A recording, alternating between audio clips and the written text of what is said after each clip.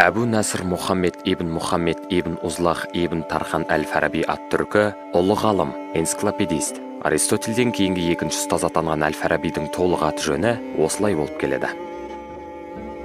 Әл-Фараби 870 жылы Жібек жолының маңызды орталықтарының бірі болған Отырар қаласының маңында дүниеге келген. Ол бала кезінен сол дәуірдегі өркениет пен мәдениеттің ірі орталықтары саналған Бұхара, Самарқан, Мерв, Бағдат, Харран, Рей, Кайр, Алеппо, Шам қалаларында болып, білімін үнемі жетілдіріп отырған. Әл-Фарабидің ғылыми қызметі орта ғасырлық араб-мұсылман мәдениетінің гүлдену дәуіріне, яғни біздің дәуіріміздегі 10 ғасырдағы мұсылман ренессансына сәйкес келеді. Қазіргі уақытта Әл-Фараби ойларының өзектілігі қайтадан арта түсуде. Оның көзқарасында саясат, дін және бақыттың өзара терең қатынасы көрсетілген. Бүгінгі күнге дейін оның логика, метафизика, этика, саяси және әлеуметтік философия, музыка мен медицинаға арналған 100-ден аса трактаттары сақталған. Ол ең алғаш болып музыканы математикалық негізде жүйелеп, оны ғылымның бір бағыты ретінде көрсеткен.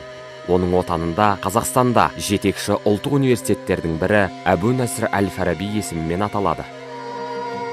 Әл-Фарабидің гуманистік дүниетанымы ғылым, дін, әлеуметтану, логика, этика және эстетика мәселелерін қамтитын үйлесімді жүйеге құрылған. Қайырымды қоғам тұжырымдамасының ортасында адам мәселесі, оның интеллектуалды адамгершілік жетілуі, жеке және қоғамдық бақытқа тырысу, жарқын болашақты іздеу орналасқан. Өзінің әлеуметтік саяси дүниетанымын Әл-Фараби қайырымды қала тұрғындарының көзқарасы туралы трактат атты еңбегінде жүйелеп біріктірген.